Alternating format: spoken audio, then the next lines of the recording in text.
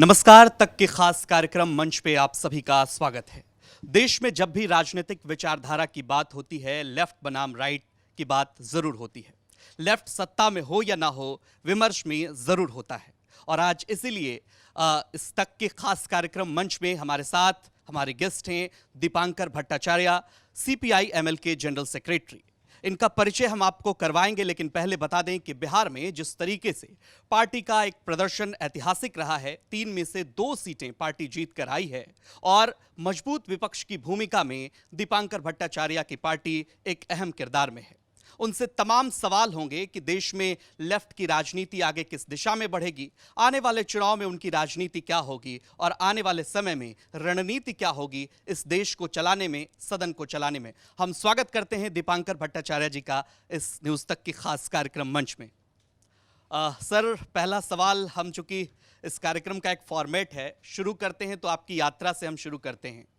अक्सर आप जब भी विपक्ष के नेताओं के साथ होते हैं तो एक मजबूत आवाज़ आपकी सुनी जाती है और हम लोग उसे गौर से सुनते भी हैं, लेकिन उन तमाम सवालों पे आएंगे। सबसे पहले मुझे लगता है कि आपकी जो यात्रा रही है बंगाल से होकर बिहार की धरती पर और फिर देश में, एक विचारधारा को आप लेकर आगे बढ़े हैं, इसकी शुरुआत कैसे हुई और अब तक आप इसमें कितने सफल हैं? देखिए, मुझे लगता नहीं है कि मेरी अलग से कोई खास यात्रा रही है। मैं एक दौर का एक टिपिकल प्रोडक्ट हूँ और जिस दौर का मैं प्रोडक्ट हूँ वो दौर आप कह सकते हैं कि खास था, है ना। तो अगर आप आजकल हम लोग पॉलिटिक्स की जब बात करते हैं, बड़े आंदोलनों को बारे में सोचते हैं, तो हम लोग बात करते हैं अन्ना आंदोलन। बड़ा एक आंदोलन था, एक देश में नौजवानों में उभार आया था। थोड़ा उससे पीछे चले जाते हैं तो 74 मूवमेंट की बात करते हैं। उससे थोड़ा और एक दशक पीछे अगर आप चले जाएं तो नक्सलवादी का जो पूरा दौर था वो बंगाल में और एक तरह से पूरे देश में ही बिल्कुल उसी तरह का एक दौर था। ज़बरदस्त देश में एक बदलाव का उभार था, एक उम्मीद थी। और ये सिर्फ गांव में किसान, आदिवासी, दलित और मज़दूरों में नहीं, बल्कि विश्वविद्यालय कैंपसों में नौजवानों में एक बहुत ज़बरदस्त उभार का दौर था।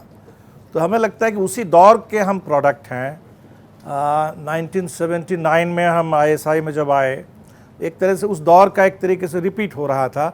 77 के आपके चुनाव के बाद जब देश में लोगों को लगा कि डेमोक्रेसी वापस आई है, तो हम लोग के पार्टी की भी एक ख़ास शुरुआत बंगाल से हुई थी। लेकिन बंगाल में बहुत बड़ा धक्का लगा, काफ़ी दमन हुआ और धक्के के बाद लोग इसको कहते हैं कि नक्सलवादी की चिंगारी बिहार में आकर के गिरी। और बिहार में जब गिर गई तो बिहार के लोगों ने, बिहार के सबसे दबे कुचले लोगों ने उसको उठा लिया। और इस तरह से बिहार में पार्टी एक तरह के एक ऑर्गेनिक पार्टी के रूप में 60s के अंत से 70s के शुरू से बनने लगी। और हम जिस दौर के हैं तो उस दौर में मेरे जैसे ढेरों लोग मेडिकल छोड़ करके, इंजीनियरिंग छोड़ करके, पढ़ते हुए लोग आ गए और इस आंदोलन में शामिल हो गए। तो यात्रा मेरे ख्याल से एक टिपिकल उस दौर का यही रहा है। और बंगाल में ज़रूर हम थे, पढ़ रहे थे आईएसआई में, इंडियन स्टैटिस्टिकल इंस्टीट्यूट में, लेकिन पार्टी सबसे ज़्यादा पार्टी की गतिविधि बिहार में थी। और जैसे हम पार्टी में सक्रिय हुए फुल टाइम एक्टिविस्ट के रूप में, तो बिहार आना जाना शुरू हो गया। तो धीरे धीरे एक तरह से अब लोग कहने लगे कि बिहार कर्म भूमि है। ऐसे जन्मभूमि भी बंगाल नहीं है। मेरे पिताजी रेलवे में काम करते थे, तो असम, पढ़ाई ज़रूर बंगाल में हुई है। सर, थोड़ा राजनीतिक सवाल की तरफ चलते हैं। 2024 का चुनाव विपक्ष के लिहाज से बहुत अच्छा चुनाव कहा जा रहा है और अब आप लोगों की भूमिका जो है वो सदन में दिख रही है। जिस तरह से आपने वो एक तरफ 400 का पार का नारा था और उसके बाद आप लोगों का इस तरह से प्रदर्शन, और इस खत्म होते सूखे को क्या ये कहा जाए कि लेफ्ट का राइट टाइम है ये? 89 के चुनाव हम लोग जीते थे और वो बड़ा इंटरेस्टिंग था क्योंकि उससे पहले हम चुनाव ही नहीं लड़ते थे। 89 का चुनाव पहली मर्तबा हम लोग चुनाव लड़ रहे थे और हमें वोट डालने वाले जो लोग थे उनको भी ज़िंदगी में पहली बार वोट डालने का मौका मिल रहा था, क्योंकि बिहार के भूमिहीन गरीबों को इससे पहले, दलितों को वोट डालने का बहुत जगह मौका ही नहीं मिल पाता था। बूथ कब्जा हो जाता था और गरीब अपना वोट नहीं डाल पाते थे। तो खैर, तो उसके बाद से अगर आप कहेंगे कि इस दौर में ज़रूर विपक्ष के लिए अच्छा प्रदर्शन है। हमें तो लग रहा था कि ये चुनाव ऐसा था, जनता ये चाह रही थी कि ये जो 10 साल का मोदी जी का दौर रहा है ये ख़त्म हो, एक नए दौर की शुरुआत हो। तो बात पहुंचनी थी वहाँ तक बात पहुंच नहीं पाई। जहाँ तक बात को पहुंचने दिया गया वो यहाँ है कि 240 में बीजेपी और एक मजबूत विपक्ष के रूप में इंडिया गठबंधन संसद में है। और अगला 5 साल मेरे ख्याल से निश्चित तौर पर बहुत ही निर्णायक है देश के लिए। ये तय करेगा कि इस देश में सच में जो लोग चाहते हैं कि डेमोक्रेसी महफूज रहे, संविधान के आधार पर देश चले, ऐसा ही होगा, या जो भारतीय जनता पार्टी और आरएसएस की 100 साल की पुरानी प्रोजेक्ट है वो प्रोजेक्ट कहीं सफल होगा देश में। ये तय होना है अगले 5 साल में। सर, जब भी इंडिया गठबंधन की बैठक होती थी, आप एक महत्वपूर्ण चेहरा होते थे वहाँ पर। 3 स्टेट जहाँ से सबसे ज़्यादा उम्मीदें थी इस गठबंधन को, आएंगे बिहार के सवाल पे। जहाँ महाराष्ट्र की बात कर लेते हैं, उत्तर प्रदेश, बिहार। बिहार में आपको लगता है कि वो सफलताएं मिल पाई जिसकी आप लोगों को उम्मीद थी? 10 के करीब सीटों पर आप सिमट गए एक निर्दलीय को जोड़ते हुए। नहीं, बिल्कुल बिहार में और ज़्यादा उम्मीद थी, और कायदे से बिहार को भी लगभग यूपी के बराबर खड़ा होना चाहिए था। वो हो नहीं पाया। क्यों हो नहीं पाया उसकी समीक्षा करना ज़रूरी है, लेकिन कम से कम यूपी हो गया देश में। मेरे ख्याल से इस चुनाव का सबसे बड़ी अगर की उपलब्धि है, सबसे बड़ा हिंदुस्तान को समझने के लिए भी लोगों को मौका मिला है, वो है उत्तर प्रदेश से। क्योंकि उत्तर प्रदेश से ही लोग कह रहे थे कि राम मंदिर का उद्घाटन हो गया, अब लहर चल पड़ेगी और पूरे देश में एक तरीके से आराम से 400 पार हो जाएगा। तो उस रास्ते को रोका है उत्तर प्रदेश ने, अयोध्या ने रोका है सबसे ज़्यादा। तो हमें लगता है कि वो महत्वपूर्ण है। महाराष्ट्र भी महत्वपूर्ण है। बिहार में जितना हो सकता था नहीं हो पाया। बंगाल भी मैं कहूँगा कि फिर एक बार महत्वपूर्ण है, क्योंकि 21 के बाद फिर एक बार इस बार हल्ला था कि उड़ीसा की तरह भारतीय जनता पार्टी बंगाल में भी शायद कुछ बड़ा कर ले जाएगी, वो हुआ नहीं। ठीक है, लेकिन एक सवाल यहाँ से ये भी उठता है सर, चूंकि उत्तर प्रदेश का आपने जिक्र किया, नीतीश कुमार के बारे में कहा जाता है कि वामपंथी पार्टियों के साथ उनके रिश्ते बहुत सहज रहे हैं शुरुआत से लेकर अब तक।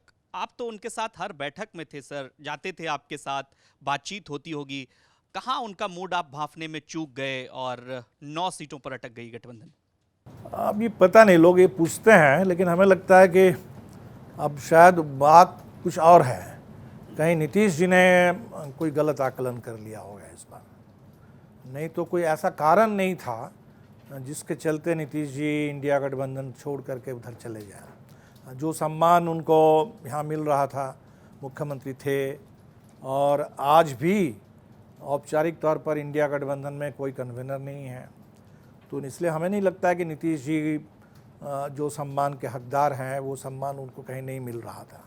शायद मुझे लगता है कि जो घेरेबंदी है जदयू के अंदर भी उनकी, और एक पूरा परसेप्शन था कि अब जो राम मंदिर के बाद जो लहर आएगी, तो इसीलिए नीतीश जी सर्वाइवल इंस्टिंक्ट को सबसे ज़्यादा मुझे लगता है कि तवज्जो देते हैं, और सर्वाइवल के लिए उनको लगा होगा कि ये ज़रूरी है। और शायद अब लोग सोच रहे होंगे कि बिना इससे भी काम होता।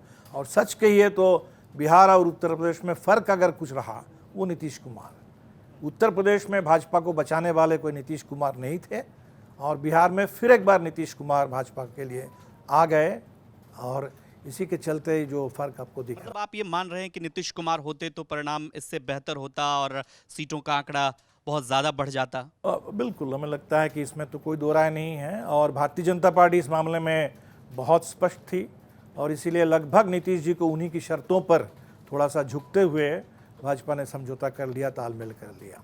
लेकिन 3 से 4 महीनों का वक्त हो चला था सर, जब आप चुनाव में जा रहे थे और नीतीश कुमार उस गठबंधन की तरफ चले गए थे। तब आपने अपनी चुनावी रणनीति तैयार की होगी नीतीश कुमार के जाने के बाद से। कुछ जगहों पर आपके अंदर के जो जितने सारे दल थे उनमें भी कहीं ना कहीं मतभेद दिखा। मतलब बहुत सारे लोग ये सवाल कर रहे थे कि तेजस्वी अगर चुनाव प्रचार कर रहे हैं तो दीपांकर भट्टाचार्य हर जगह क्यों नहीं मौजूद हैं, लेफ्ट के अन्य नेता क्यों नहीं मौजूद हैं, कांग्रेस पार्टी के अन्य नेता क्यों मौजूद नहीं हैं। सीमांचल जैसे इलाके में जहां पर ज्यादा उम्मीदें थी इस गठबंधन को, वहां पर आप चूक गए, तो आप अपनी रणनीतिक चूक भी मानते हैं इसमें?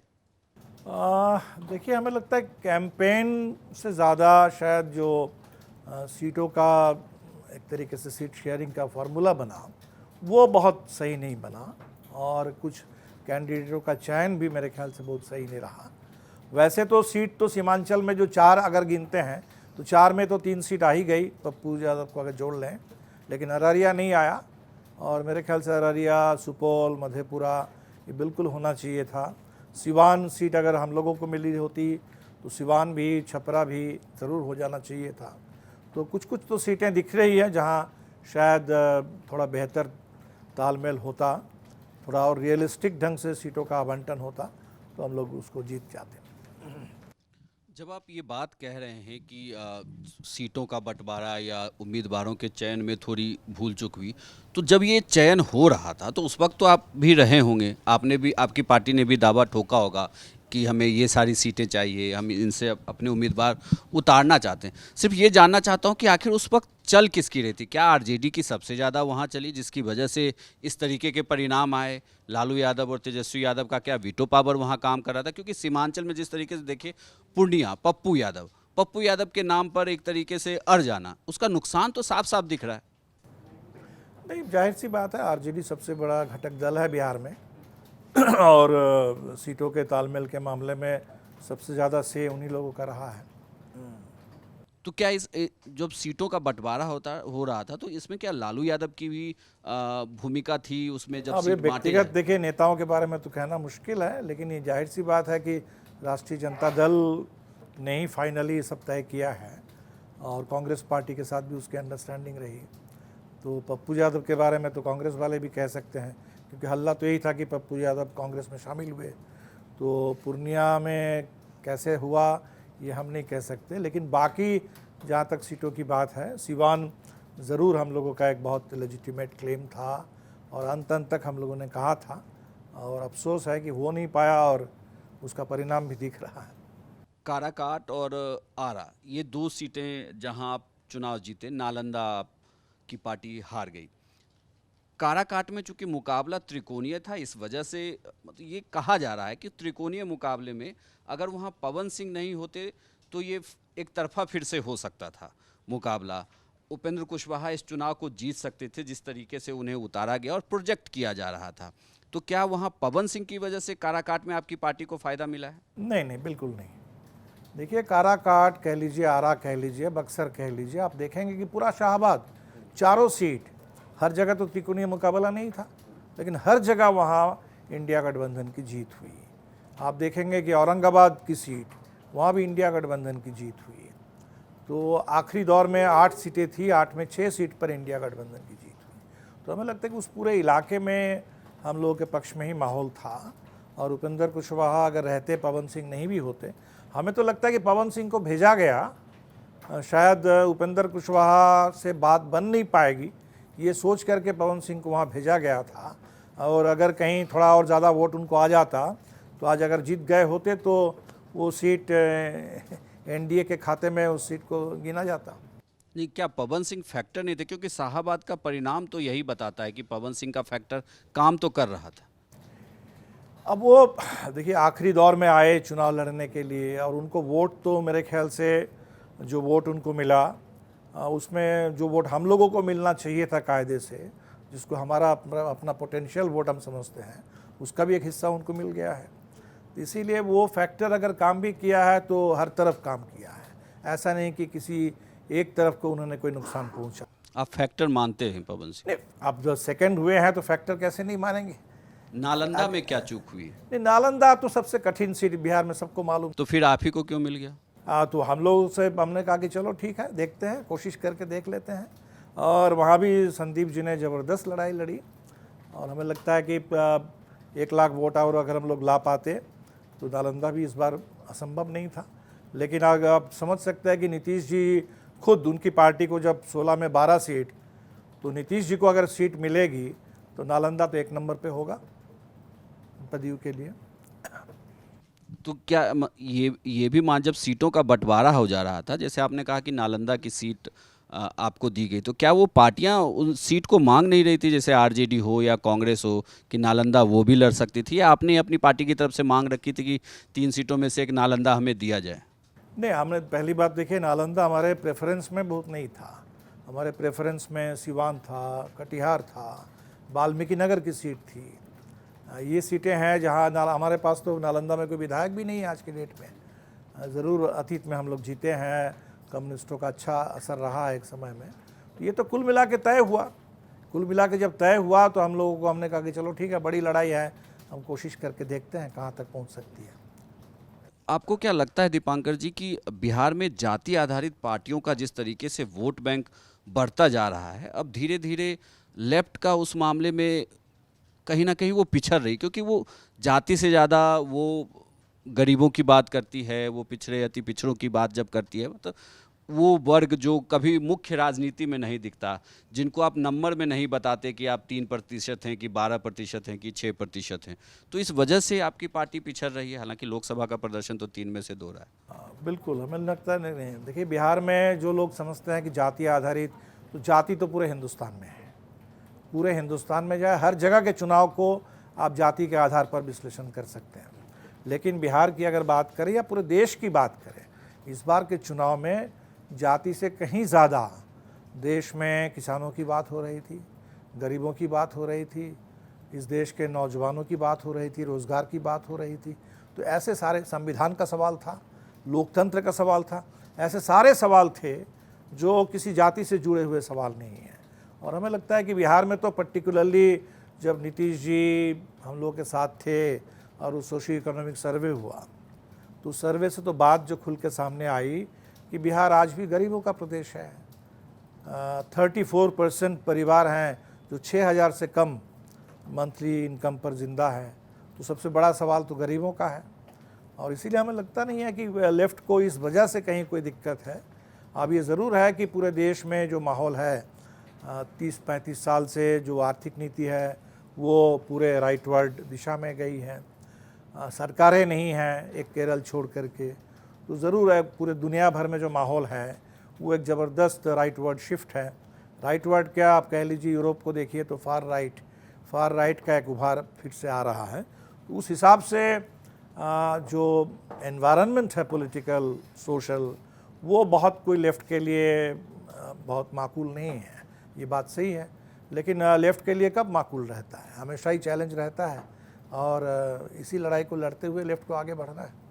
दीपांकर जी, आप संविधान और लोकतंत्र की बात अक्सर करते रहते हैं। आपने नरेंद्र मोदी का भी जिक्र जो है चुनाव से पहले किया। संविधान ख़त्म हो जाएगा, संविधान को बदल देंगे, ये एक ऐसा बिंदु रहा पूरे चुनाव में जो मतलब सब जगह पर प्रभावित करा इसने। पर बसपा जो एक मुख्य पार्टी एक समय पे मानी जाती थी उत्तर प्रदेश में, अभी भी प्रभावित करती है। तो बसपा की तरफ से एक बयान आया कि हम लोगों को नुकसान इसलिए हुआ कि विपक्ष ने, यानी कि इंडिया गठबंधन ने जो है संविधान बदलने की बात करी, और ऐसा कोई कर नहीं सकता, और ऐसा करके हमारे वोटर को गुमराह किया गया, जिस कारण हमें जो है वोट नहीं मिला, और अब हम गांव जा कर के अपने उस वोटर को समझाएंगे। देखिए, ये तो हमें लगता है कि बहुत आज भी मुगालते में है और ये बात कहीं से भी सही नहीं है। संविधान अगर मुद्दा बना, वो अचानक इसलिए नहीं बना कि भाजपा के कुछ बड़ बोले नेताओं ने कह दिया कि 400 पार का मतलब है कि हम संविधान बदलना चाहते हैं। पिछले 10 साल से लोग इसको देख रहे हैं। अब आप देख लीजिए, जब जिस समय सीए कानून बना, ये बात अलग है कि बहुत सारे लोगों को बात समझ में नहीं आई, लेकिन तब भी संविधान मुद्दा था। तब भी पूरे देश में लोग पहली बार एक तरह से आंदोलन के मैनिफेस्टो के रूप में संविधान के प्रियम्बल को हर जगह लोग उसको पढ़ रहे थे।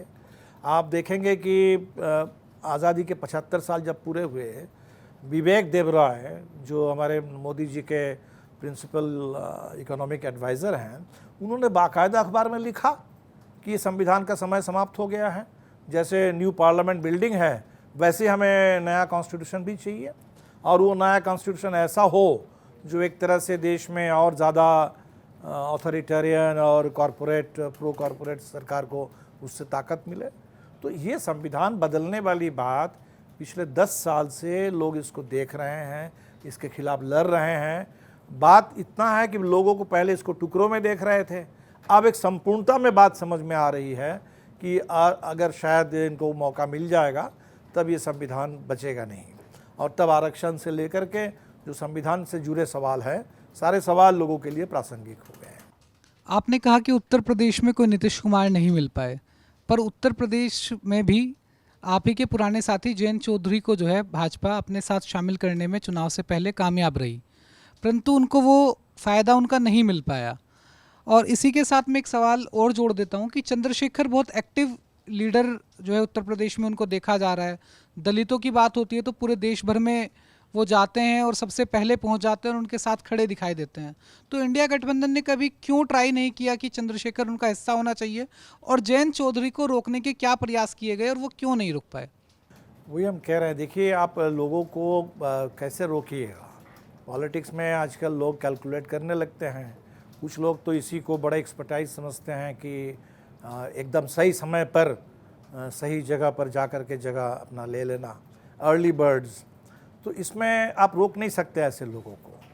तो अब वो खुद आकलन करेंगे कि उनको फ़ायदा हुआ, नुकसान हुआ, क्या हुआ।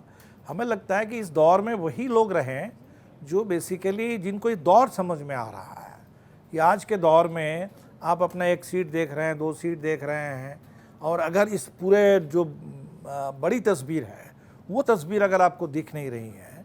राजनीति में हमेशा अगर कुछ छोटे छोटे मुद्दे दिखते हैं, लेकिन जिस समय अगर देश के लोकतंत्र जैसा मुद्दा अगर सामने आए, संविधान अगर अपने आप में मुद्दा बन जाए और वैसे दौर में आप कहीं दूसरे खेमे में खड़े हो जाए, ये तो उनके वैचारिक राजनीतिक जो स्थिति है, पोजीशन है, उसका सवाल बनता है। इसमें आप किसको कहाँ रोक सकते हैं? जिनको लगेगा कि भाई हमारे लिए ये मायने नहीं रखता, संविधान कोई बड़ी बात नहीं है, वो जाएंगे, इधर उधर जाने के लिए स्वतंत्र है। चंद्रशेखर का सवाल भी सर मेरा था कि चंद्रशेखर जी के बारे में शुरू में तो हम लोगों को शायद लग रहा था कि इंडिया गठबंधन के अंदर ही बात कहीं हो रही है, और अल्टीमेटली वो भी जीते हैं, और एग्जैक्टली बात कहाँ जा कर के फंसी मुझे बहुत आइडिया नहीं है यूपी के बारे में। तो आपको मतलब मैं आपका व्यक्तिगत रुख इस पर जानना चाहूँगा कि आपको लगता है कि इंडिया गठबंधन में चंद्रशेखर होने चाहिए, क्योंकि विपक्ष में वो मुद्दे आज भी वो सबसे ज़्यादा उठा रहे हैं। उत्तर प्रदेश में शिक्षक भर्ती हो, पुलिस भर्ती हो, उनके यहाँ पर विकास की बात हो, तो सांसद बनने के बाद जब मैं उत्तर प्रदेश राज्य की बात कर रहा हूँ तो सबसे एक्टिव मेंबर ऑफ पार्लियामेंट दिखाई दे रहे हैं चंद्रशेखर। तो क्या आपको लगता है कि ऐसा व्यक्ति अगर इंडिया गठबंधन में होगा तो मजबूती मिलेगी? बिल्कुल बिल्कुल, जो संविधान के पक्ष में जो भी मुखर आवाज़ है, डेमोक्रेसी के लिए जिनके अंदर भी इस समय लड़ने की ताकत हो, तो ऐसे तमाम लोग, इंडिया गठबंधन बना ही इसलिए है। बाकी तो कौन कहाँ से है, किसका कितना असर है नहीं है, वो एक अलग सवाल है, लेकिन बेसिक पोजीशन मेरे ख्याल से यहीं से तय होनी चाहिए कि पॉलिटिकली, आइडियोलॉजिकली जो इस पोजीशन पर हैं, वैसे लोगों को इंडिया गठबंधन के साथ होना चाहिए। लिबरेशन को प्रकाशित हुए लगभग 50 साल के लगभग होने वाले हैं, तो माना यह जाता है कि आप एक एक लेख उसका जो है पढ़ते हैं, तो क्या आज भी आप उसका एक एक लेख पढ़ते हैं और संपादित करते हैं? 50 नहीं, करीब करीब 60 की ओर हम लोग बढ़ रहे हैं। 1965 से शुरू हुआ था। कोशिश करते हैं, लेकिन ये लिबरेशन में हम लोग की ज़्यादा कोशिश ये रहती है कि एक पार्टी पत्रिका, लेकिन ऐसा हो, लोगों का आमतौर पर लगता है कि कम्युनिस्टों की पत्रिका जो है बड़ा भारी भरकम पत्रिका होती है, भाषा ऐसी होती है जो कुछ ही लोगों को समझ में आती है, बहुत जार्गन्स उसमें होते हैं। हमारी सबसे बड़ी कोशिश ये होती है कि हमारी भाषा, उसमें कोई जार्गन ना हो, कम से कम हो, और वो भाषा एक तरीके से लोगों के लिए एक्सेसिबल हो, लोगों की बात हो।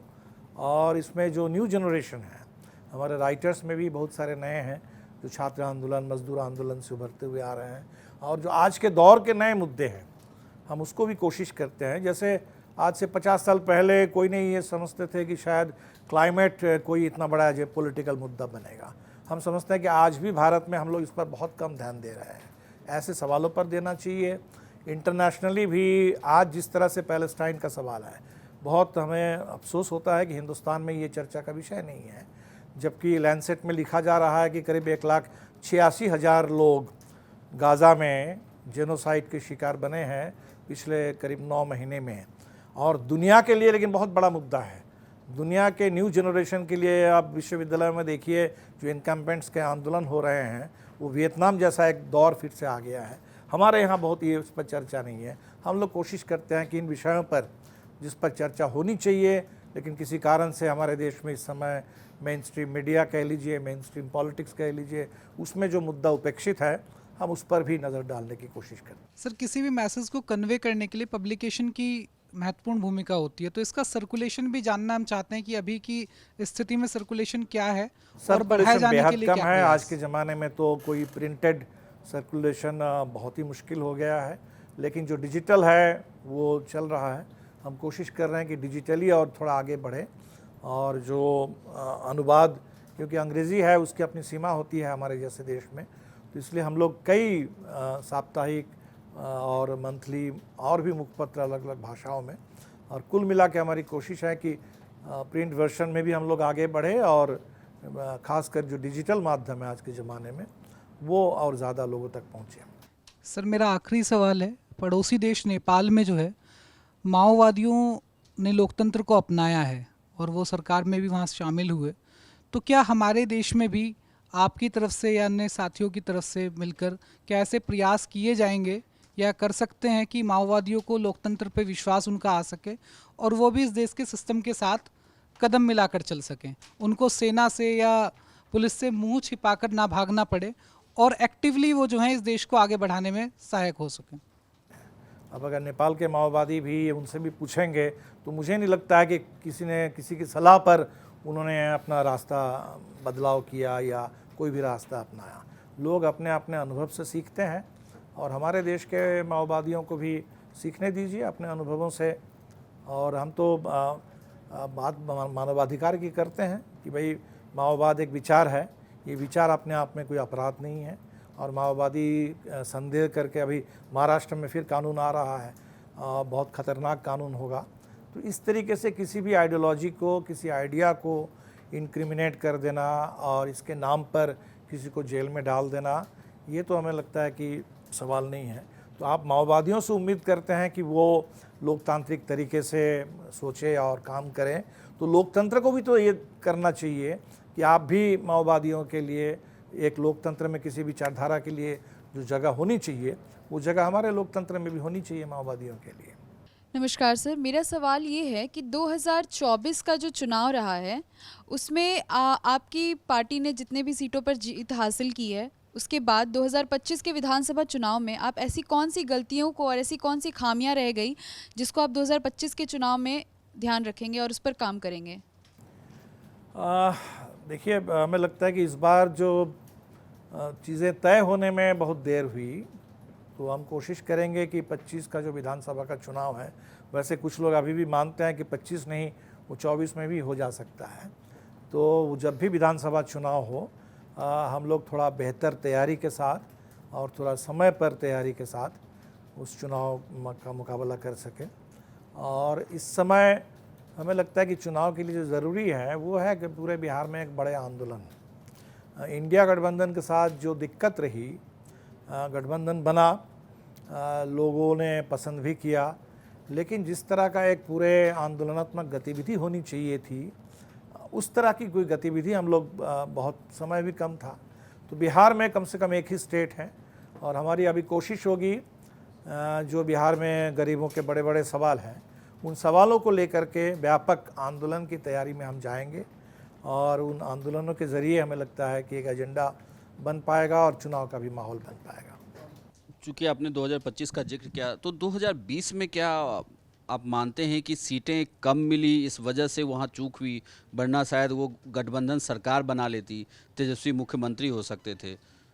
ये बात तो देखिए, हमसे पूछिएगा तो हम लोग तो उस समय भी कह रहे थे, लेकिन अब चूँकि हमारे विधायकों की संख्या कम रहती थी, 2015 के चुनाव में हमारे सिर्फ 3 विधायक थे, तो लोगों को लगा होगा कि भाई माले जैसी पार्टी के लिए 19 सीट काफ़ी है।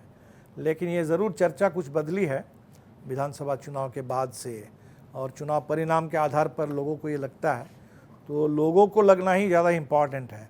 हमसे पूछिएगा तो हम तो हमेशा कहेंगे कि भाई निश्चित तौर पर हमारा जितने बड़े दायरे में कामकाज है और बिहार जिस तरह का प्रदेश है, तो उसमें निश्चित तौर पर माले को, लेफ़्ट को और ज़्यादा जगह मिलनी चाहिए। और लेफ़्ट की वो भूमिका बिहार में हम निभा सकते हैं जो अभी फ्रांस में आप लेफ़्ट को देख रहे हैं कि अगर आज फांसीवाद को फ्रांस रोक पाया है तो उसमें सबसे बड़ी ताकत लेफ़्ट के पास है यूरोप में। हालांकि फ्रांस एक्सेप्शनल देश है, शायद जनाधार के मामले में लेफ़्ट का इतना बड़ा जनाधार अन्य देशों में नहीं है, लेकिन उसी तरह बिहार में भी बिहार ऐसा प्रदेश है भारत में जहां हिंदी पट्टी में लेफ़्ट के पास बहुत बड़ा जनाधार है और बहुत बड़ा राजनीतिक इतिहास भी है और असर भी है। जब पटना के गांधी मैदान में एक रैली हुई, उस रैली की हमने एक कहें तो एक टॉप से एक तस्वीर निकाली। वो तस्वीर बताती थी कि हरे झंडे से ज़्यादा उस मैदान में लाल झंडा दिख रहा था।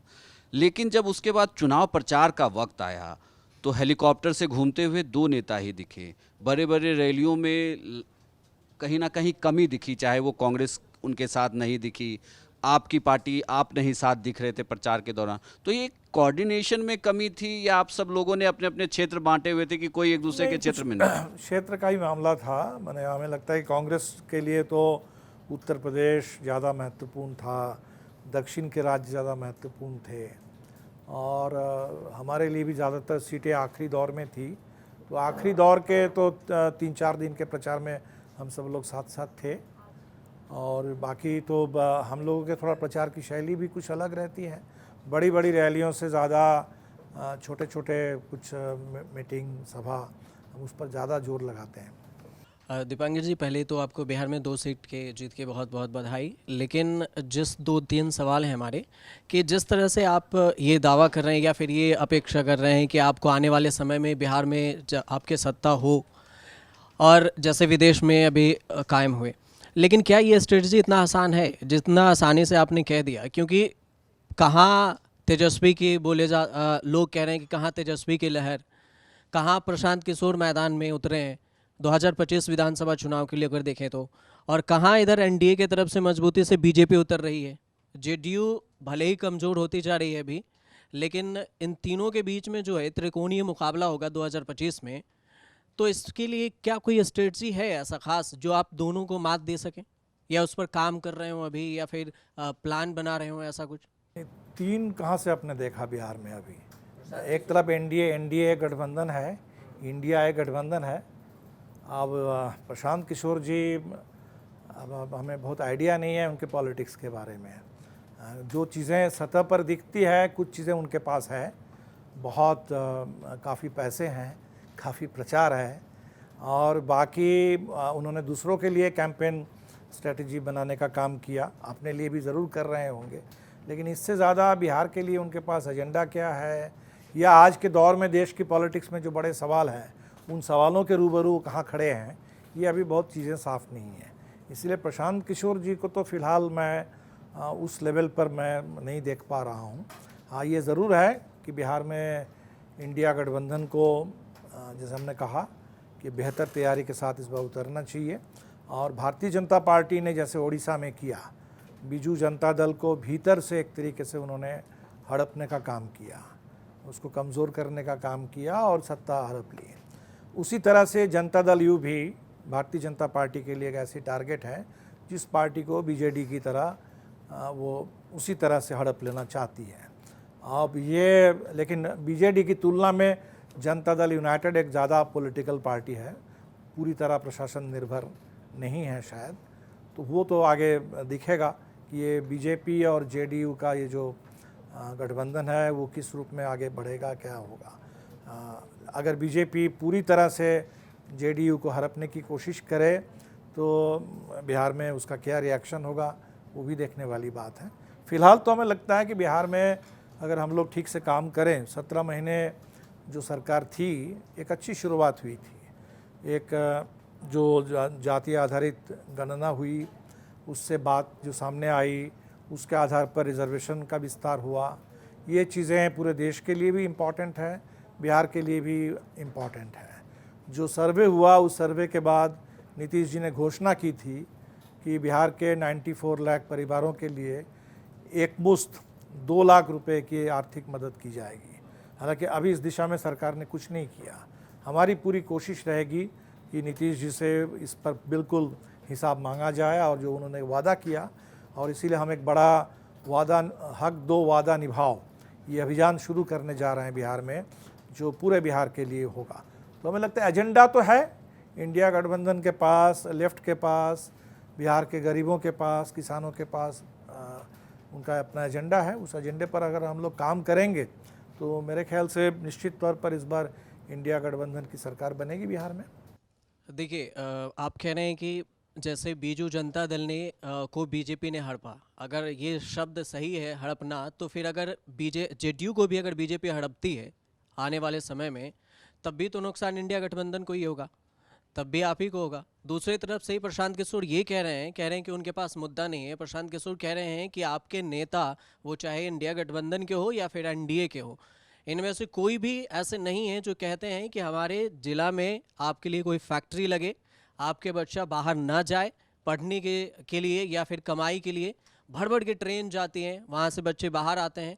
तो इन सब के लिए कोई स्ट्रेटजी तो होगी। जिस हिसाब से प्रशांत किशोर पद यात्रा कर रहे हैं, हर डिस्ट्रिक्ट ब्लॉक में घूम रहे हैं, तो इसके लिए इंडिया गठबंधन के पास बिल्कुल, जैसे आपने कहा, देखिए रोज़गार और पलायन ये बहुत बड़ा मुद्दा है बिहार के लिए। और रोज़गार से निश्चित तौर पर एक बात जो नई बनी, वो सरकारी नौकरी, पक्की नौकरी, जिसकी बात ख़त्म हो गई थी पूरे देश में, उस बात को फिर से हम लोगों ने स्थापित किया। लेकिन हमें लगता है कि बिहार में अगर हम सच में ऐसे रोज़गार का इंतज़ाम चाहते हैं जिससे पलायन पर रोक लगे, पलायन कम हो, तो इसको हमें विजुअलाइज़ करना होगा कि बिहार जैसे स्टेट में मुझे नहीं लगता है कि कोई बड़ा इन्वेस्टमेंट, कोई बड़ी फैक्ट्री, और किसी बड़ी फैक्ट्री में ज़्यादा देखिए लोग फैक्ट्री की बात कर देते हैं, इन्वेस्टमेंट की बात करते हैं, इंडस्ट्री की बात करते हैं, एम्प्लॉयमेंट की बात नहीं करते हैं। हमें लगता है बातें होनी चाहिए एम्प्लॉयमेंट की। और एम्प्लॉयमेंट की अगर आप बात करें तो बिहार में service sector, education, health, delivery और एक बड़े पैमाने पर MSME sector, agro based industrialisation, ये है बिहार के लिए ज़रूरी। और इस दिशा में निश्चित तौर पर और भी काम करना होगा। तो हमें लगता है ये जो रोज़गार की उम्मीद है लोगों में, इस पर प्रशांत किशोर तो बोल तो रहे हैं, इस सवाल को उठा रहे हैं, लेकिन उनके पास समाधान क्या है, कोई इकोनॉमिक पॉलिसी क्या है, ये तो अभी साफ नहीं है बिहार के लिए। और गरीबों की अगर बात करें तो बिहार के गरीबों के लिए उनका सम्मान, उनके सामाजिक पहचान, सामाजिक सम्मान, ये बेहद ज़रूरी सवाल है। इससे हट करके सिर्फ आर्थिक आधार पर आप गरीबों की बात भी नहीं कर सकते। तो गरीबों के लिए सामाजिक, राजनीतिक और आर्थिक न्याय की बात संपूर्णता में होनी चाहिए, जैसे हमारे कॉन्स्टिट्यूशन का प्रिएम्बल करता है, और इसी पर पॉलिटिकल एजेंडा भी तय होना चाहिए। अच्छा, जैसे अभी इन दिनों अग्निवीर ज़्यादा चर्चा में है, अग्निवीर पर आपकी क्या ऐसी राय है कि जैसे सरकार के खिलाफ जो बात कही जा रही है कि अग्निवीर स्कीम सही नहीं है, 4 साल के बाद युवा क्या करेंगे, इस पर आपकी पार्टी या आप क्या सोचते हैं? नहीं, हम लोग शुरू से डिमांड रही है कि ये स्कीम बेहद गलत है, नौजवानों के साथ भी बहुत बड़ा अन्याय है, आर्मी के लिए भी सही नहीं है, और इसीलिए देश के किसानों ने भी इसको गलत माना। तो बड़े पैमाने पर चुनाव परिणाम भी आप देखेंगे, महाराष्ट्र का चुनाव परिणाम, हरियाणा का चुनाव परिणाम, पंजाब का चुनाव परिणाम, वेस्टर्न यूपी का चुनाव परिणाम, उसमें बहुत बड़ा फैक्टर उसमें अग्निवीर भी रहा है। और हमें लगता है कि जितनी जल्दी इसको ख़त्म सरकार करे उतना अच्छा है, इसको डिफेंड करने की कोशिश ना करें। राहुल गांधी का एक ट्वीट है, वैसे राजनीति में अमूमन कमी देखने को मिलता है कि जल्दी आप खुलेआम तारीफ करने लगे। अभी तुरंत आधे घंटे हुए उन्होंने ट्वीट किया है स्मृति ईरानी को लेकर कि जीवन में हार जीत होती रहती है, लेकिन वो आग्रह कर रहे हैं कि स्मृति ईरानी या किसी अन्य नेता को अपमानजनक भाषा का इस्तेमाल उनके लिए ना करें। तो इससे आपके राहुल गांधी की जो छवि है उसमें आप कैसे देखते हैं कि उनके पहले की छवि और अभी की छवि में सुधार? किन के बारे में कह रहे हैं? स्मृति ईरानी जी के बारे में, जो अमेठी से हारी हैं, तो उनके बारे में राहुल गांधी ट्वीट करके कह रहे हैं कि उनके अपमानजनक भाषा का इस्तेमाल ना करें। ये पहली बार है जब एलओपी बनने के बाद उन्होंने सीधे तौर पर स्मृति ईरानी पर भी अपना बयान दिया है। ये तो देखिए, राजनीति में भाषा अपमानजनक बिल्कुल नहीं होनी चाहिए, और ये तो हमारे इस दौर का ही एक तरीके से नज़ारा है कि पार्लियामेंट के अंदर ज़बरदस्त हेड स्पीच दिया जाता है और उसमें स्पीकर कुछ कहते नहीं हैं, और हेड स्पीच देने वालों के खिलाफ कोई कार्रवाई नहीं होती है।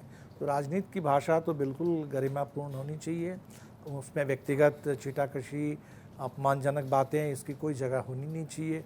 ये तो चाहे आप किसी भी दल के नेता के लिए हम इसको कहेंगे, और राहुल जी अगर इस पर जोर डाल रहे हैं तो अच्छी बात है, बिल्कुल।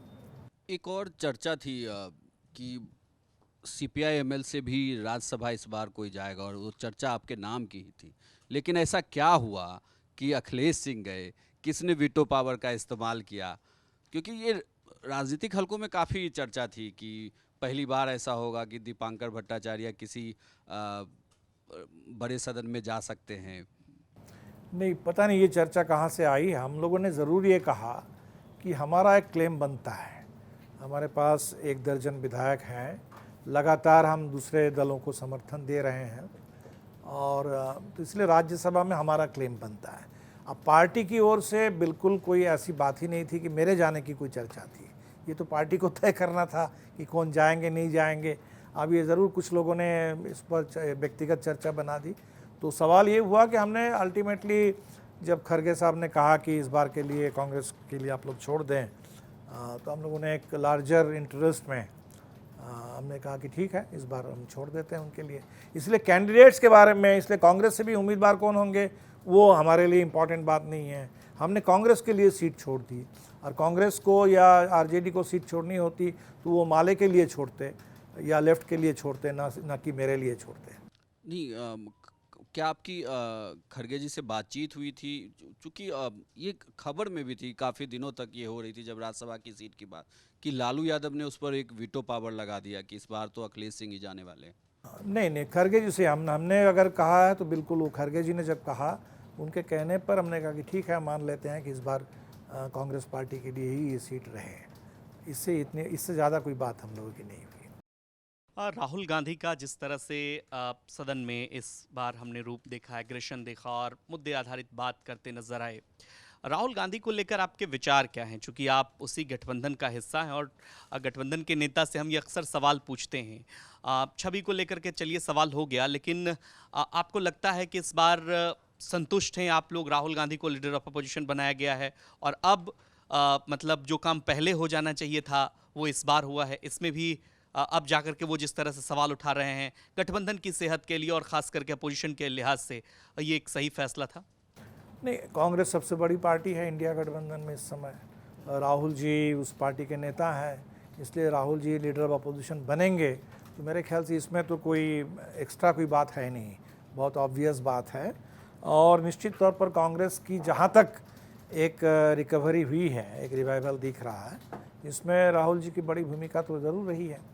और मुद्दे जो उठा रहे हैं कुछ सदन के अंदर या बाहर, या जो पहलकदमी ले रहे हैं, हमें लगता है कि जो लगातार तुरंत कहीं पहुंच जाना, जनता के बीच में जाना मिलना, तो एक तरीके से एक पीपल ओरिएंटेड पॉलिटिकल डिस्कोर्स हो, पीपल ओरिएंटेड इनिशिएटिव हो, ये जो कोशिश है, मुझे तो लगता है ये बेहतर कोशिश है, ये कोशिश होनी चाहिए और सबके लिए अच्छी बात है ये। जैसा कि मैंने पहले भी कहा, लेफ्ट विमर्श में होता है सर, 2004 की स्थिति और 2024 की स्थिति की तुलना की जाए, कभी 60 सांसद आपके हुआ करते थे, लेफ्ट पार्टियों की बात कर रहा हूँ कुल मिला करके, और अभी की जो स्थिति है 9-10 पर आप सिमट गए, पिछली दफ़ा तो और स्थिति ख़राब थी। कहाँ रणनीतिक चूक मानते हैं? क्या अक्सर ये सवाल आता है कि जाति की राजनीति ने लेफ्ट को सबसे ज़्यादा उलझा दिया, ये मंडल बनाम कमंडल की राजनीति में आप कहीं पिछड़ते चले गए, एक्चुअल कारण, चूंकि आप थिंक टैंक भी हैं। नहीं, मुझे ऐसा कोई कारण नहीं लगता है। देखिए, लेफ्ट को आप हम लोग जनरली बात कर लेते हैं, लेकिन वो लेफ्ट की जो 60 सीटें आप कह रहे हैं, वो सीटें तो किसी खास इलाके से आती थी। पश्चिम बंगाल, तो बंगाल में सरकार थी, ठीक है, तो बंगाल में कोई, हमें नहीं लगता कि मंडल और कमंडल का कोई मामला रहा है। बहुत सिंपल बात है, सिंगूर नंदीग्राम, आप उस समय पूरे देश में भूमि अधिग्रहण के खिलाफ, SEZ के खिलाफ पूरे देश के किसान लड़ रहे थे। वैसे समय में कोई एक लेफ्ट के नाम पर चलने वाली सरकार अगर ये तय कर ले कि फैक्ट्री वहीं लगाएंगे, मंदिर वहीं बनाएंगे की तर्ज पर, टाटा जहाँ कह रहे हैं वही सिंगूर की ज़मीन हमें चाहिए, तो इससे गलत बात तो कुछ हो ही नहीं सकती। और ये इतनी बड़ी गलती लोगों ने कर दी, इतनी बड़ी गलती कर दी, तो उसके बाद से लगातार वहाँ डिक्लाइन उनका जारी है, और आज भी वो रिकवरी बंगाल के अंदर नहीं हो पाई। तो बंगाल में अगर रिकवरी नहीं होगी तो मुझे लगता है कि 60 सीटें जो थी उस समय, उसमें से 30 से ज़्यादा सीट शायद अकेले पश्चिम बंगाल से थी, तो बंगाल में आप ज़ीरो हो गए हैं। उसी तरह केरल में सत्ता में रहते हुए भी बहुत ज़्यादा मेरे पास अभी भी केरल के बारे में इन्वेस्टिगेशन नहीं है, लेकिन कहीं बात तो कुछ ज़रूर होगी कि लेफ़्ट की संख्या बहुत कम है। बीजेपी ने खाता भी खोल लिया है इस बार, तो लेफ़्ट के लिए केरल भी मेरे ख्याल से अब चिंता की बात है। तो बाकी जहाँ तक बात है नॉर्थ इंडिया, और इसमें तो हिंदी पट्टी के लिए आपको अलग से सोचना ही पड़ेगा। और इसमें अच्छी बात है कि इस बार कम से कम हिंदी पट्टी से 3 लेफ्ट के सांसद जीत करके आए हैं। किसान मेरा आंदोलन यही का सवाल दौर है है। कि आप कोई बड़ा फैक्टर नहीं मानते जब गैर कांग्रेसवाद से निकली हुई तमाम पार्टियां, उत्तर प्रदेश की हों, बिहार की हों, इन पार्टियों ने न केवल वामपंथी आंदोलन को बल्कि पार्टी के रूप में भी जब लेफ्ट थी तो उसको एक नुकसान तो पहुंचाया। हिंदी भाषी राज्यों की मैं बात कर रहा हूँ। नहीं, हमें लगता है कि हम दूसरी पार्टियों से क्यों शिकायत करेंगे। तब जनता को आप मैसेज कन्वे करने में कॉम्पिटिटिव पॉलिटिक्स है, डेमोक्रेसी में कंपटीशन होगा, अलग अलग विचारधारा में होड़ होगी, अलग अलग तरह के पॉलिटिक्स में होड़ होगी। तो इस होड़ में अगर कहीं कोई पिछड़ जाए तो आप ये नहीं कह सकते कि भाई फलाना आरएसएस की विचारधारा के चलते लेफ्ट को नुकसान हुआ। बिल्कुल नहीं। आरएसएस की विचारधारा अगर है इस समय, अगर कहीं और कोई ऐसी विचारधारा है जिसके खिलाफ देश में लोग लड़ना भी चाहते हैं, तो लड़ने की विचारधारा के रूप में, ताकत के रूप में लेफ्ट अगर सामने आए। अब अगर हम लोगों की बात करें तो आप ये देखेंगे कि ज़रूर बिहार में हम लोगों को बने रहने के लिए भी काफ़ी कीमत चुकानी पड़ी। इतने जनसंहार झेलने पड़े, कितने सबसे ज़्यादा संख्या में हमारे इतने सैकड़ों की तादाद में लोग मारे गए, सैकड़ों की तादाद में हमारे नेता कार्यकर्ता शहीद हुए। बिहार जैसे स्टेट में टिके रहना ये अपने आप में बहुत बड़ी बात है।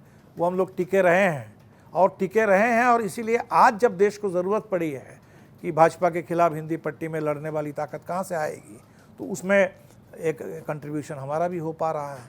तो हमें ऐसा लगता नहीं है। अलग अलग समय का दौर आता है। कभी ज़रूर मंडल कमीशन जब शुरू में आया तो एक उभार था, बहुत उम्मीद थी लोगों की, लेकिन आज अगर सिर्फ उसी बात को कोई दोहरा दे, उसके बल पर किसी की पॉलिटिक्स चल नहीं पाएगी। आज आपको आगे की बात करनी होगी। एक समय था, हमने बिहार में देखा कि नीतीश जी आए और उन्होंने शिक्षा मित्र बनाना, टोला सेवक, ये मित्र वो मित्र, 500,000 रुपये किन्हीं को दे रहे हैं। आज अगर 500,000 रुपये दे करके किन्हीं को कोई मित्र कह दे आप, उससे कोई बात नहीं बनने वाली है। आज लोग कहेंगे कि हमारे सामने आगे के लिए क्या रास्ता है। तो एस्पिरेशंस भी जगह हैं। तो इसीलिए हमें नहीं लगता है कि कोई पुराने कास्ट की बात करके, कास्ट आधारित पार्टीज़ हैं, आइडेंटिटी बेस्ड पार्टीज ज़रूर है। और ये आइडेंटिटी बेस्ड पार्टीज इसलिए भी देश में है कि अगर हमारे देश में वाकई एक वेलफेयर स्टेट होता, अगर आपको इसके लिए सोचना नहीं पड़ता कि हमें शिक्षा कहाँ से मिलेगी, अगर हमारे घर में कोई बीमार पड़ जाए इलाज हो पाएगा कि नहीं, डॉक्टर दिखा पाएंगे कि नहीं, एम्स में किसी से लिखवा के लाना पड़ेगा। ये जो हमारे देश में जो स्थिति बनी हुई है कि कहीं ना कहीं पैरवी से कुछ होगा, और वहाँ लोगों को लगता है कि अपनी जाति के कोई अगर हो तो कुछ अगर ना हो तो एक तो लिख के तो दे देगा कि चलो भाई इसके आदमी को इलाज करा दो। तो ये जो एक पैरवी के भी नेटवर्क के रूप में जाति इस देश में बनी रह गई है। जाति से बहुत फ़ायदा किसी को नहीं हो रहा है, लेकिन फिर भी एक तरीके से लोगों का एक एसोसिएशन है और इसके चलते भारत में वो रह गई है। फिर भी मुझे तो लगता है कि आज धीरे धीरे देश में चर्चा तो किसानों की हो रही है, किसी जाति की सिर्फ नहीं हो रही है। चर्चा रोज़गार की हो रही है। चर्चा इस समय आप करेंगे तो देश में नौजवानों की कर रहे हैं, महिलाओं में चर्चा करेंगे तो आप स्कीम वर्कर्स की चर्चा करेंगे, किसी एक जेंडर की चर्चा करेंगे, लेकिन जाति की चर्चा नहीं करेंगे महिलाओं में। तो इसलिए हमें लगता है कि धीरे धीरे देश का विमर्श भी वो जो हम लोग समझते थे कि सिर्फ कास्ट सेंट्रिक कोई विमर्श है, लेकिन ये बात भी सही है कि कास्ट आज भी हमारे देश में उत्पीड़न का एक टूल है, एक बिल्कुल एक मीडियम है जिसके नाम पर लोगों को प्रताड़ित किया जा रहा है। और इसीलिए कास्ट ऑपरेशन के खिलाफ लड़ना बहुत ज़रूरी है, और बाकी लोगों के जो डेवलपमेंट के नीड्स हैं, राइट्स हैं, इसके लिए कास्ट से ऊपर उठ कर के लड़ना भी इम्पॉर्टेंट है। लेफ्ट को लेकर के जो आलोचक होते हैं या समालोचक भी कह लीजिए, वो जब लिखते हैं तो एक बात वो बड़ी शिद्दत से उठाते हैं। मैं चाहूँगा कि इसका गंभीरता से जवाब दें सर। लोग अक्सर कहते हैं कि जो मेन स्ट्रीम लेफ्ट की पार्टियां हैं वो क्यों ना एक हो जाएं, और ये मांग आज से नहीं लंबे समय से उठती रही है। और कम्युनिस्ट पार्टी के भीतर भी सीपीआई से जब ये क्लेम पूछा जाता तो वो कहते हैं कि हमने तो कई बार ऐसा कहा लेकिन नहीं हो सका। बतौर सीपीआई एमएल के जनरल सेक्रेटरी, आप मानते हैं कि लेफ्ट के तमाम जो दल हैं मेन स्ट्रीम में, उनको एक हो जाना चाहिए? देखिए, कहने के लिए हम भी कहेंगे कि एक हो जाना चाहिए, लेकिन ऐसा तो नहीं है कि किसी को दिमाग में अचानक आया कि हमको अलग हो जाना चाहिए। कोई परिस्थिति रही होगी, कोई मतभेद रहे होंगे भारत के बारे में, समाज के बारे में, आपके सामने इस समय प्राथमिकता क्या है इसके बारे में कोई अलग सोच रही, तभी जाकर के लोग अलग हुए हैं। इसीलिए हमें लगता है कि ये सदिच्छा से तो ये बात बनने वाली नहीं है। तो हमें लगता है कि कब हम लोग एक हो पाएंगे, नहीं हो पाएंगे, इस पर बहुत सोचने के बजाय ज़रूरी ये है कि इस समय के जो ज़रूरी मुद्दे हैं उस पर साथ साथ चलना, एक साथ काम करना, आपस में बेहतर सहयोग विकसित करना, और एक साथ चलते चलते कभी हो सकता है कि हम लोग बिल्कुल, जैसे कभी एक पार्टी हुआ करती थी 1964 तक, तो कभी एक पार्टी फिर बन जाएगी। अभी आप फ्रांस में देख लीजिए, एक महीने के अंदर अलग अलग चार पार्टी ने, परिस्थिति का दबाव था उस मांग में, एक महीने के अंदर न्यू पॉपुलर फ्रंट उन्होंने बनाया, और वो न्यू पॉपुलर फ्रंट आज फ्रांस में सबसे डोमिनेंट पॉलिटिकल ब्लॉक के रूप में, जिस चुनाव में लोग ये सोच रहे थे कि शायद फासीबाद सत्ता पर काबिज हो जाएगा, वैसे चुनाव को लेफ्ट ने अपने दिशा में मोड़ लिया। और ये काम हुआ है अलग अलग पार्टियां रहते हुए भी, बस एक महीने के अंदर एक साथ लोग आए और काम किए। इसीलिए हमें लगता है कि एक पार्टी होना, बिल्कुल एक हो जाना, वो उतना मायने नहीं रखता, जितना है कि परिस्थिति की मांग के अनुरूप आप अगर अलर्ट रहें, बहुत एक्टिव रहें और रिस्पॉन्सिव रहें तो बात बन जाएगी। चलिए, 3 में से 2 सीट आप बिहार में जीतते हैं, हौसला आपकी पार्टी का जाहिर तौर पर बुलंद है। 25 को लेकर पहले भी सवाल था और अब भी सवाल है। मुखिया आप तेजस्वी यादव को मान चुके हैं, उनके नेतृत्व में चुनाव लड़ने जा रहे हैं। चूंकि 2019 का जब चुनाव था सर, 2020 का माफ करिएगा, उसमें दीपांकर भट्टाचार्य जी कहते हैं कि अगर हमारी पार्टी और ज़्यादा सीटों पर लड़ती तो जो आपका प्रदर्शन था, बेहतर प्रदर्शन, तो तेजस्वी यादव सीएम हो सकते थे। तो आपको क्या लगता है कि कांग्रेस पार्टी ने ज्यादा सीट की डिमांड कर दी उस टाइम, या आरजेडी ने? पहली बात देखिए, सीएम की बात हम इसलिए कर रहे हैं कि जो हमारे हिसाब से जो बड़ी पार्टी है और उस बड़ी पार्टी के जो नेता होंगे वो चीफ मिनिस्टर होंगे। इससे हट करके हम कोई अलग से कोई चीफ मिनिस्टर चुनते नहीं हैं। पार्लियामेंट्री सिस्टम है, जो बड़ी पार्टी होगी, बड़ी पार्टी के नेता होंगे, वो जाहिर सी बात है किसी भी गठबंधन को बहुमत मिलने की स्थिति पर वो बनेंगे। और लेकिन नीतीश जी तो थे सर आपके साथ, तीसरे नंबर की पार्टी। अब नीतीश जी के नाम पर सहमति बनी, नीतीश जी के नाम पर सहमति बनी, और नीतीश जी ने ही कहा था कि 25 का चुनाव हम तेजस्वी के नेतृत्व में लड़ेंगे, उनको आगे करके लड़ेंगे। ये भी नीतीश जी की कही हुई बात है। तो समय समय की बात होती है। बाकी हम ये उम्मीद करेंगे कि इस बार थोड़ा और सही ढंग से हो सकता है कि जैसे अभी जो लोकसभा का चुनाव था, इस चुनाव में जो गठबंधन था, अंत आते आते वीआईपी पार्टी भी शामिल हुई, तो एक तरीके से ये एक हाइब्रिड गठबंधन था। आपका जो 19 का था और जो 24 का था, दोनों मिला करके एक तरह का गठबंधन बना। 20 में हम लोग सिर्फ 5 पार्टी के थे। तो हमें लगता है कि एक बिहार जैसे स्टेट के लिए एक सार्थक गठबंधन हो और ढंग से बातचीत हो, सम्मानजनक सबके लिए समझौता हो, और निश्चित तौर पर तब ऐसी स्थिति में इंडिया गठबंधन को बिहार में सक्सेसफुल होना चाहिए। दीपांकर सर, आप मंच पर आए और तमाम सवालों का जवाब दिया आपने, आपको कैसा लगा? आप अपनी टिप्पणी जरूर कहें। मुझे तो हमेशा ही अच्छा लगता है कि अगर बिहार को लेके, लेफ्ट मूवमेंट को लेके लोगों में अगर दिलचस्पी हो, उसमें बातें हो, ज़रूरी बातें हो, तो अच्छा लगा। और इसलिए आप लोगों ने बुलाया, मुझे बहुत ही अच्छा लगा। और हम समझते हैं कि आपके ज़रिए अगर दर्शकों तक हम पहुंच पा रहे हैं, दर्शकों को अगर अच्छा लगे तो सबसे असली बात तो वही है। बाकी आप लोगों का अच्छा लगना, मेरा अच्छा लगना, वो सेकेंडरी है। दर्शकों का अच्छा लगना ही सबसे इम्पोर्टेंट बात है। चलिए सर, मंच पर आने के लिए आपका बहुत बहुत शुक्रिया और समय देने के लिए बहुत बहुत धन्यवाद सर।